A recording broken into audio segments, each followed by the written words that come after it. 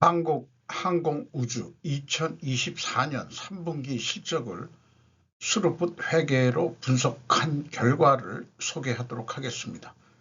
매출 9.3% 증가했고 영업이익은 무려 299.4%가 증가했습니다. 포괄 가공비 배부 재고자산 회전율은 1.7회전으로 약하게 나타났고 PBR은 3.67로 매우 높은 상태입니다. 분석 결과 재고자산 매출원가 회계 투명성 좀 더 올릴 필요가 있다. 이렇게 표현해 볼 수 있겠습니다. 한국항공우주에 관련된 뉴스들이 한 3건 정도 나와 있습니다. 카이, 페루와 KF21 공동생산 협약, 항공산업 개척, 김동호 파이낸셜 뉴스, 오늘자 뉴스인데요. 페루 여성 대통령과 윤 대통령이 참관을 했고, 카이 강구영 사장하고 그 다음에 하이메 로드리게스 시맨이라고 되어 있네요. 시맨 사장이라고 되어 있는데 군복을 입고 있네요. 그거 참 이상합니다. 이상한 게 아니고 독특하네요.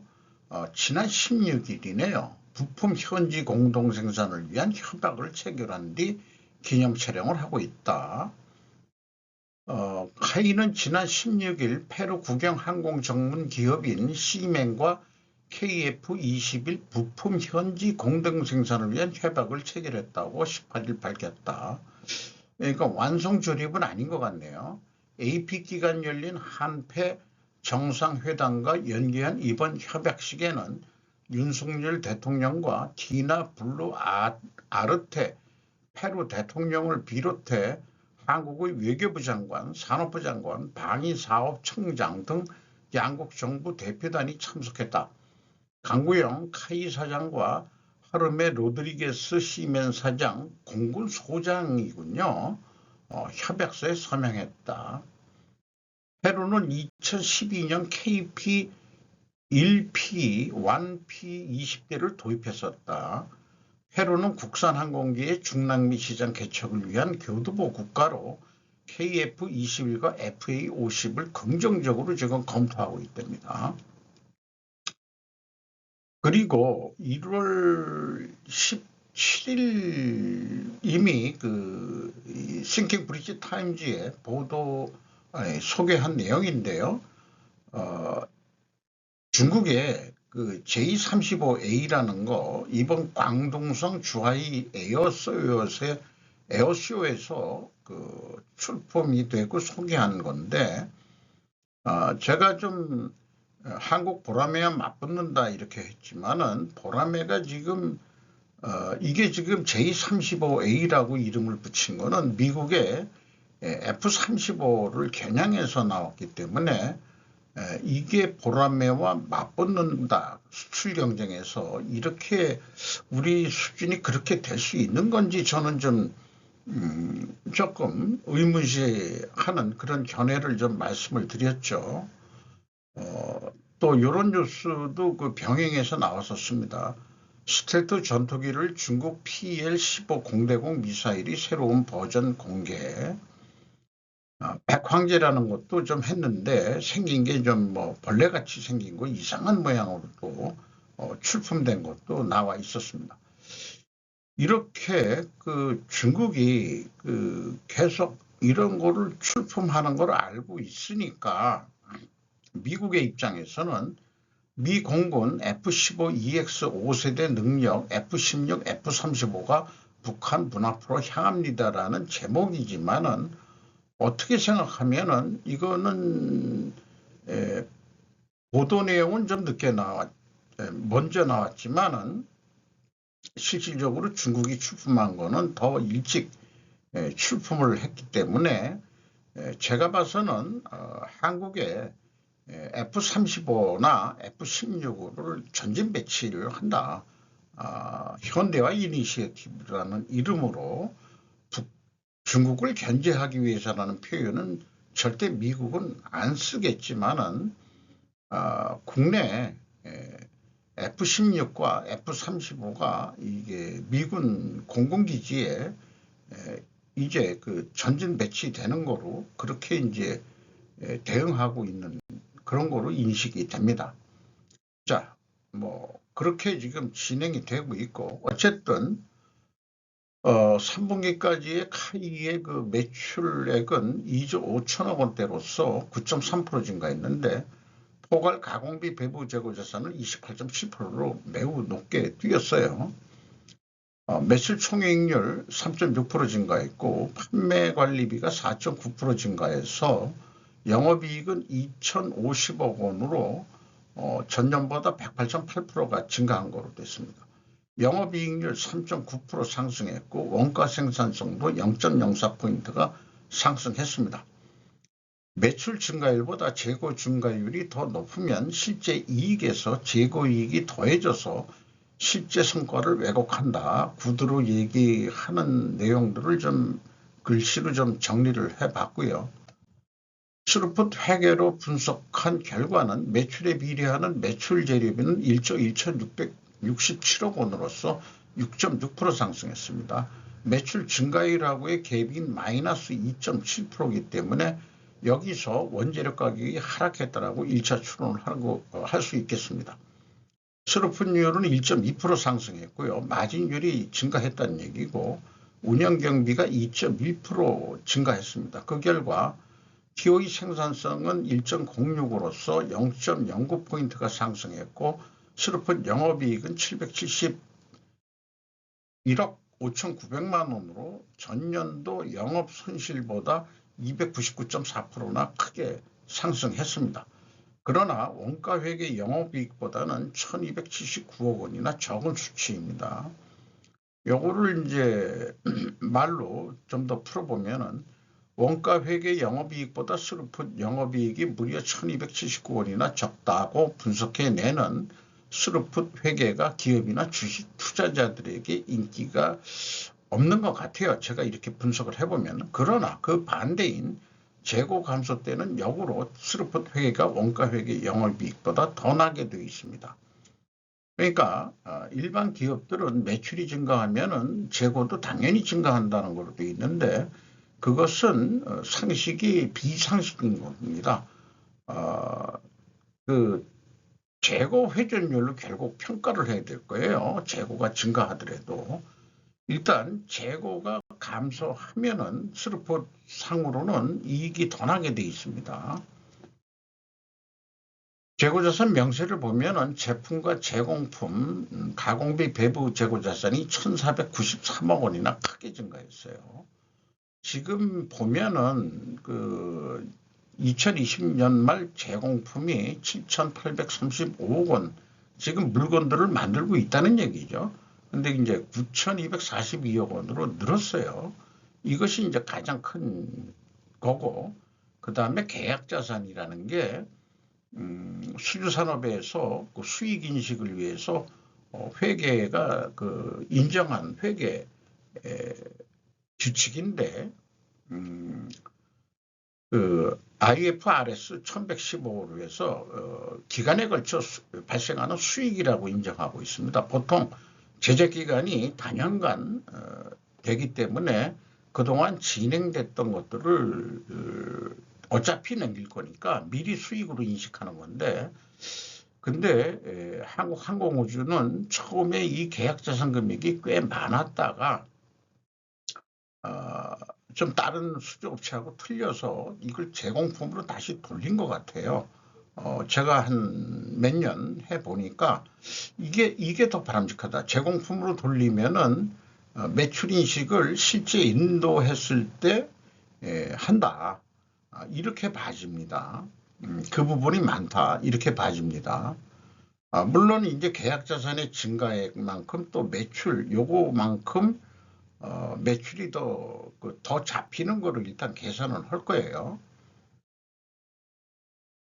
비용의 성격적 분류 내용은 이 B에 원재료 및 저장품 매입액이라고 되어 있으면은 재고자산 변동 범위가 전체라는 것을 의미합니다. 10.4% 증가했고 AB를 더한 MC 매출원가 재료비는 8.5% 증가했습니다. 운영경비는 2.1% 증가했고요.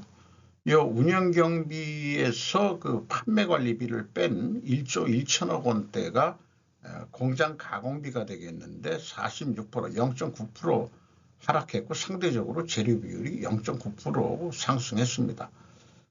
여기서 원재료 가격이 상승했다고 2차 추론이 되는데 1차 추론하고 모순이 됩니다. 재고자산 변동 범위를 전체 재고자산으로 하는 기업들은 모두 실제 성과가 왜곡됩니다. 동일한 기준을 계속성을 지킨다면 결과는 동일하지 않냐고 주장할 것이다. 이 얘기는 수단과 방법을 가리지 않겠다는 말과 다름이 없습니다. 또한 비성분 데이터로 제조 원가를 계산하면 왜곡이 되죠. 왜냐하면 제조 원가라는 게 사용량, 원재료 사용량 더하기 가공비여야 되는데 매입액에다가 가공비를 더하니까 제조 원가까지도 그 왜곡이 된다 이런 얘기죠. 그래서 이런 것 때문에 또 1, 2차 추론 모순도 발생하는 것으로 그렇게 판단이 됩니다. 재고자산 증감 명세가 있고 그 다음에 재고자산의 변동범위 그 변동액이 있기 때문에 두 가지를 비교하면은 총 제조비용 차이가 2,366억 원이나 납니다. 그런데 그 회사가 그 재고자산 변동범위를 전체 재고자산으로 가져가고 있는 거로 하는데 안 맞아가지고 또 해보니까 미착품은 또 제외했어요. 이런 기준을 가져가는 회사를 맨 처음 발견한 데가 KCC인데 건축자재 만드는데 카이도 이렇게 하고 있네요. 어쨌든 그 수치는 맞습니다. 재고자산 변동 범위를 나름 합리화한다고 전체 재고자산에서 아직 창고에 들어오지 않는 미착품은 제외시켰다. 이것도 저는 편법이라고 할 수 있다고 판단됩니다. 무엇이 합리적인지 제조원가 회계는 가공비가 배부되는 재고자산만 매출원가에 반영되어야 합리적인 거 아니냐. 원가 회계라는 게 가치가 제품의 가치가 재료비에다가 가공비를 더하니까 그만큼 제품의 가치가 올라갔다고 보는 거죠. 스루풋은 그렇진 않습니다. 재료비만 가지고 따집니다. 어차피 가공비도 운영경비로서 다 떨어버려야 되는 거 아니냐. 쓴 돈이기 때문에 그렇습니다. 돈이 실질적으로 안 나가는 감가상각비도 어차피 우리가 떨어버리거든요. 그것이 제품의 가치에 들어갔다고 하는 것 자체가 그렇게 원가 회계를 만든 한 100여 년 전에 원가 회계가 나왔는데 그 당시 만들 때는 아마 그것도 천재적인 발상이었다고 생각은 됩니다만은 최근 들어서는 아니올시다. 왜냐 인건비가 그렇게 이제 중요한 시대가 아니게 됐습니다. 물론 인건비 단가는 올라가지만 그거 가지고 돈이 남냐 안 남느냐를 따지는 시대는 이제 좀 지나가고 있는 거다 이렇게 봐집니다. 그리고 PQ 총 제조 비용을 비교를 해보면은 1,056억 원의 차이가 있는데 생산 재료비도 똑같은 금액으로는 차이가 있는데 이게 계약 자산을 이 P에는 넣기 때문에 그거를 빼주면은 일치해야 되는데 252억 원이 차이가 나고 또 전년도에는 603억 원이 차이가 나는데 이게 무엇인지 추적할 단서를 전혀 못 찾겠어요. 뭐 3단계에서 이런 경우도 있지만은 요 차이가 도대체 뭔지. 그래서 제 생각에는 그렇습니다. 원재료 매입액과 사용액 차이. 그러니까 사용액을 모르니까 아마 그런 거 같지 않느냐. 원재료의 그 증감액과 나중에 그 비교를 해보면 이게 나올 수 있는 건지 그것도 좀 확실치 않고요. 그리고 3단계 현금 이름표 기준 전체 재고 자산의 증감액은 일치를 합니다. 이 재고 자산의 변동 범위를 WCAI로 해야 된다는 거, 그거에 대한 논리적인 거를 좀 소개한 거고, 제조 원가 회계를 잘못 배운 기업들이라고 조금 비판해 보고 싶은 거고요. WCAI로 안 하는 기업들한테 하고 싶은 얘기입니다. 그리고 수주산업이기 때문에 수주잔고를 보면은 이것도 기업 비밀이라고 수주잔고만 얘기를 했어요. 기말에 22조 4천억대를 가지고 있습니다. 한 매출이 한 3조 정도 할 거니까 꽤 몇 년치 작업을 가지고 있는데 이게 이만큼 가지고 있는 건 맞는 건지 뭐 믿어야 되겠죠. 그런데 계약자산의 증가액도 그 현금흐름표 위에 게 현금흐름표 상으로 1330억 원이 나갔으면은 그 재무상태표에 그만큼 들어야 되는데 1309억 원뿐이 안 들었어요. 21억 원의 현금이 어디로 날아갔는데 전년도는 또 거꾸로고요. 이런 것들은 이제 뭐 하나 그 명분을 찾아본다 그러면은 대손상각 이런 류 아니겠느냐. 근데 방위산업 제품의 외상 매출을 해가지고 돈을 못 받는 경우도 있나요? 대손상각 이런 것도 저는 안 했으면 좋겠어요. 운영경비로서 인건비가 4,016억 원이 집행이 됐는데 0.6% 거꾸로 줄었습니다. 그런데 직원 수는 95명이 증가했어요. 자, 그러면은 연봉이 내려갔어요. 연봉을 좀 깎았다는 얘기인지 이러면 직원들이 흥이 안 날 텐데 근데 퇴직급여까지 포함이니까 최우수 전투기를 만드는 기업에서 요만큼 준다 그러면은 자부심이 날지 모르겠습니다. 신입사원들이 들어와가지고 연봉이 좀 깎였다 보는데 전체 나가는 돈도 줄었다는 얘기는 기존 사원들도 줄었다는 얘기가 되거든요. 어쨌든 노동생산성 노동분배형들 그냥 참고해 주시고 외주가공비가 35.9%나 크게 증가했. 외주비도 단가를 올려줘야 이게 올라갈 텐데 물량 있는 거는 아닌 것 같은데 기술개발비는 거꾸로 17.10%가 감소했고 지급수수료는 26.7%나 증가했습니다. 경영평가지표로서 포괄 가공비 배부 재고자산 회전율이 1.75전으로 상승을 했고 수르픈율은 또 상승을 했습니다. 동일 방향이면은 투명액의 가정을 일단 합니다. 이자부채 레버리지율은 2%가 상승했어요. 차입금이 더 늘었다는 얘기죠. 투하자본 이익률은 크게 개선이 됐습니다.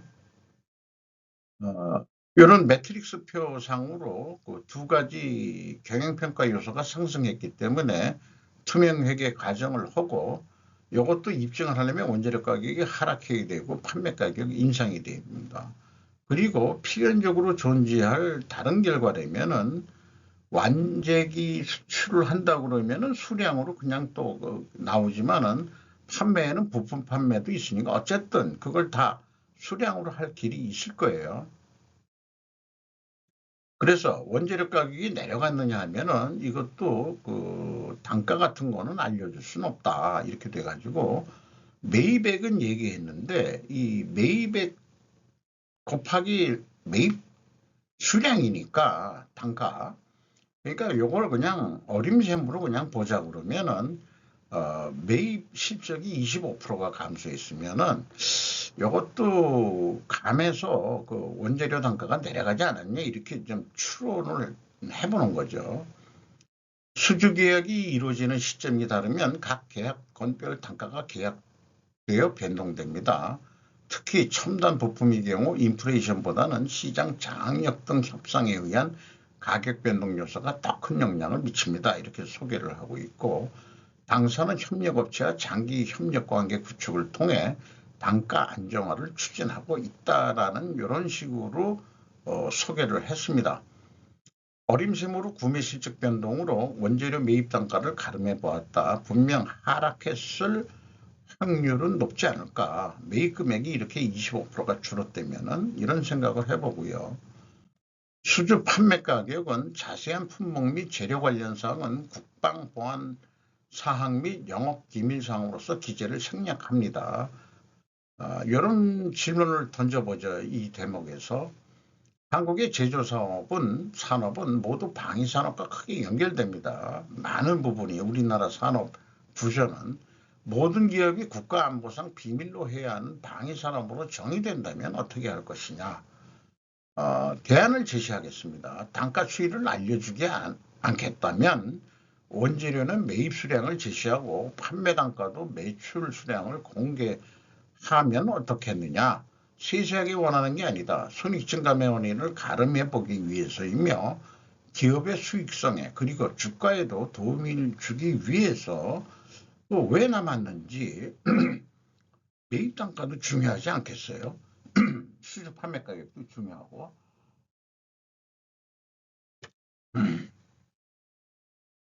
그래서 이제까지의 논리를 얘기하면은 1차 추론은 원재료 가격이 하락했는데 2차 추론은 원재료 가격이 상승했죠. 모순이 되는 거. 이 추론 모순이 나오면은 좀 처음 이게 재고 평가나 뭐 이런 거에 문제가 분명히 있다. 원가든지.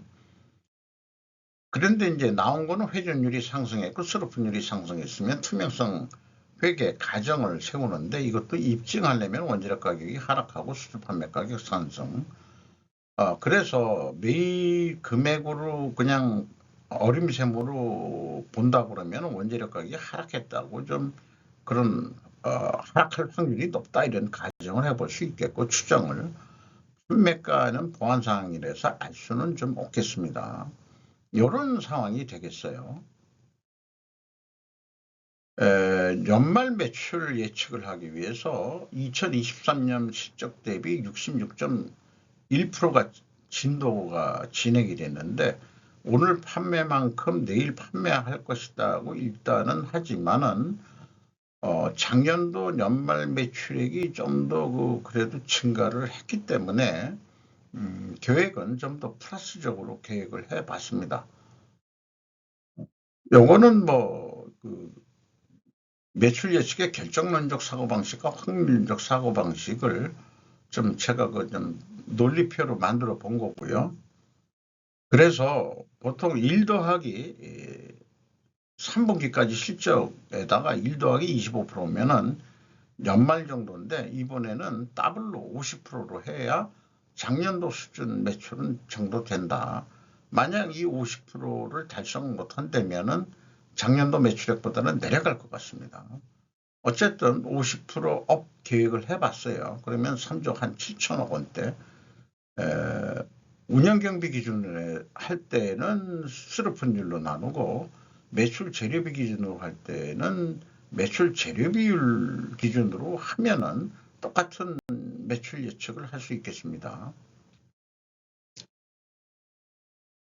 그래서 매출이 3조 7,500억을 한다. 그럴 때 990억 정도 남겠다.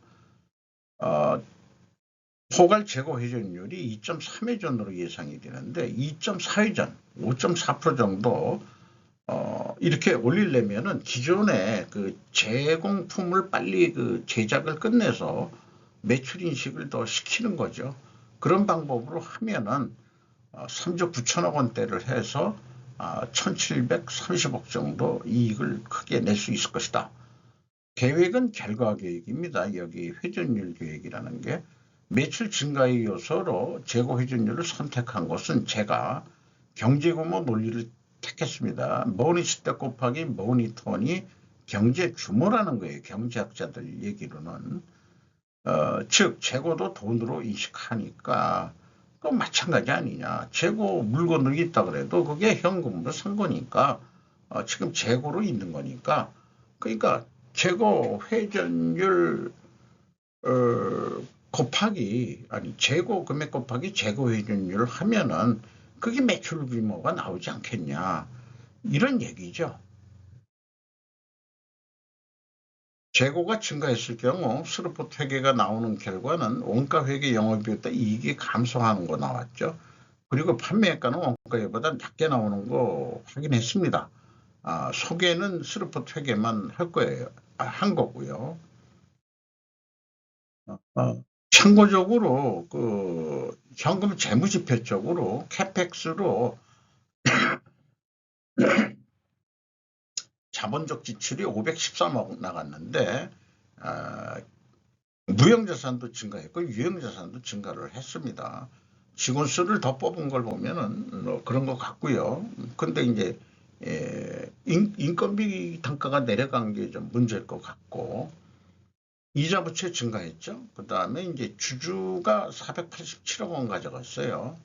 ROE로 하면은 이익 배당률로 그냥 본다면은 2%대를 가져갔고, 전체적으로는 회사로서는 491억 원의 현금이 유출이 됐습니다.